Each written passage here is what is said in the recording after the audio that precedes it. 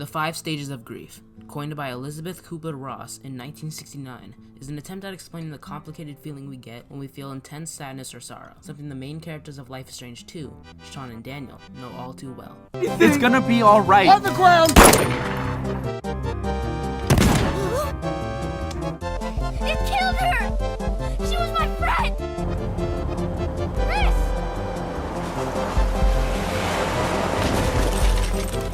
Stop it, Chad! Obviously, the Diaz's lives haven't been the greatest since their father was killed, but perhaps there's a method to Dontnod's madness, and I really hope there is because these endings are seriously messed up.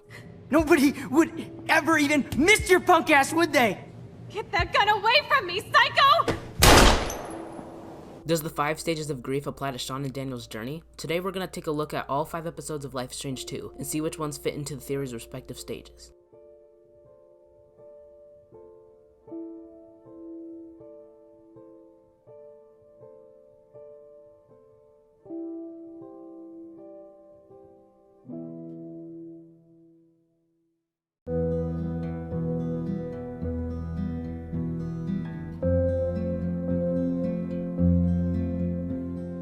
Episode 1, Roads. For the majority of this episode, Daniel has no idea what happened in Seattle, and Sean is too scared to tell him. He's acting like everything's okay to keep his brother safe, talking with him about movies, skipping stones, building forts. One could say he's in denial. As previously stated, Sean keeps the news of their father's death away from Daniel, and to keep it from him, he has to deny that there's any issue. Why isn't Dad with us, Sean? Doesn't he want to go camping too? Yes, but I told you that he can't. I told you. Okay? Okay. Even Daniel is in a bit of denial when he finds out that Sean's been lying to him the whole time. It was an accident! I fucked up and a cop shot him! No! No! It's not true! I'm so sorry!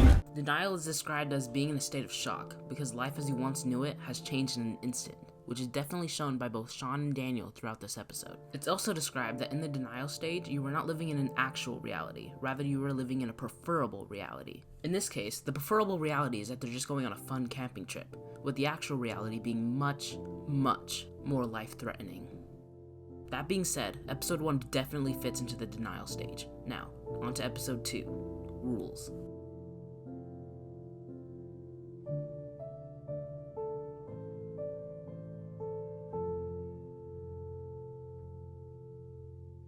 In this episode, the Wolf brothers find refuge at their grandparents' house in Beaver Creek. The entire episode, they seem to be putting off their journey to Porto Lobos. But they need a break. They've been on the run for months, and they need to practice Daniel's powers. No, one does not simply take a break when running from the cops. In episode 3, they were collecting money to aid them with travel. In episode 4, Sean is in a coma, and even then, Daniel kept moving. Episode 5, well, considering how much crap they went through previously, they needed a break. But at this point in the story, to keep moving forward is the best idea.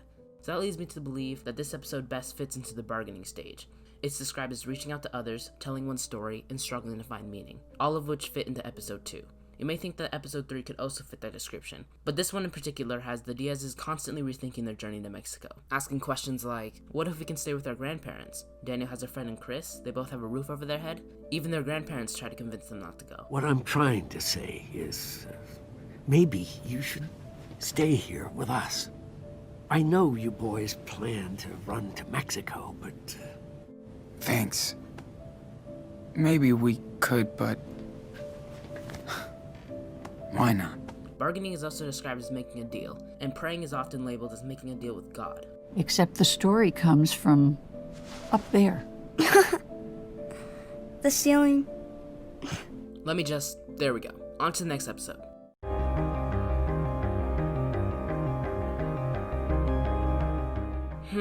I wonder what episode 3 is.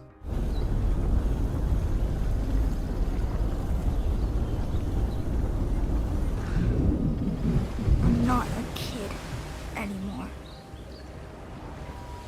Stop, Daniel. Now. Or what? I said stop, Daniel. Don't grab me! Ah! I could do what I want! What the fuck are you doing? Are you crazy? Stop! Yeah, no, episode 3 is anger, specifically Daniel's anger. Like seriously, this kid is freaking terrifying. This time they are in the true actual reality I mentioned earlier. They are on the run. They are criminals. They may have some hippies to keep them company, but that can't distract them from the situation. Daniel perfectly represents this as his unrelenting rage gets the best of him.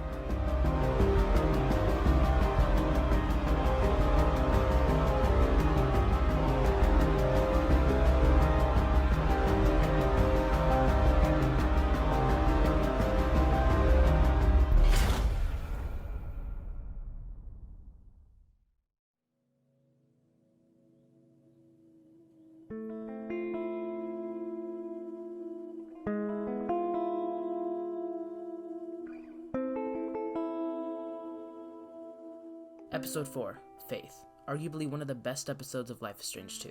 This episode certainly represents depression. Just listen to Sean's voice. I'm so different now. I don't even recognize myself. Remember, you gotta do this. 4 times a day, I won't forget. I let everybody down. I lost Daniel. Where would he hide out? He's broken. He's lost his brother, his eye, his father, his humanity, and countless other things that were dear to him. Depression is described as feeling empty, numb, hopeless, all things that Sean shows throughout this episode. There's also Karen, Sean's mother, who expressed how empty she was feeling before she left, how she felt her life was being taken away from her. But I wasn't happy, and the urge to leave just became unbearable. I had no other choice. Are you serious? You chose this life. You fell in love. You made your own choices, right? Making your own choices doesn't mean you can never fool yourself, Sean. Depression seems to be a running theme in this episode, but no matter how Sean feels, he does whatever it takes to get his brother back. I'll come right back. Again and again.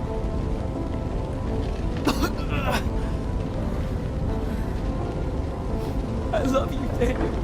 He's determined to get back Daniel no matter what, and when he does, there's this respite you feel.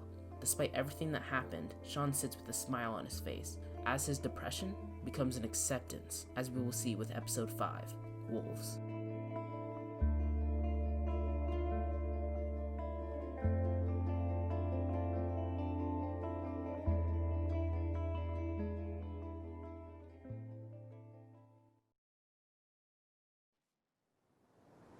I love you.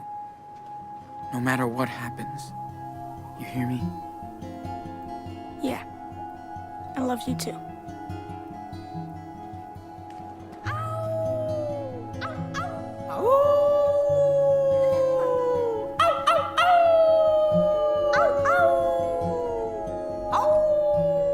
Episode 5 is my favorite episode of Life is Strange 2. This episode represents acceptance in many ways. Accepting Karen, accepting your brother, accepting a new reality, and many other examples. But I think the main reason this episode represents acceptance is because of the endings. In the redemption ending, Sean and Daniel accept that in order to live a life of freedom, they must be separated, and Sean must spend part of his life in prison. In the Parting Ways ending, they accept that in order for both of them to be happy, they must be separated. And in the Blood Brothers ending, they accept that the only way for them to stick together is if they do whatever it takes to do so. That concludes my theory. Remember, this theory is just that, a theory. You don't have to accept it as fact if you don't want to. Thanks for watching. I worked pretty hard on this, so if you enjoyed, it'd be great if you could leave a like, subscribe, or share this video. I'd really appreciate it. That's all for now. Have a nice day.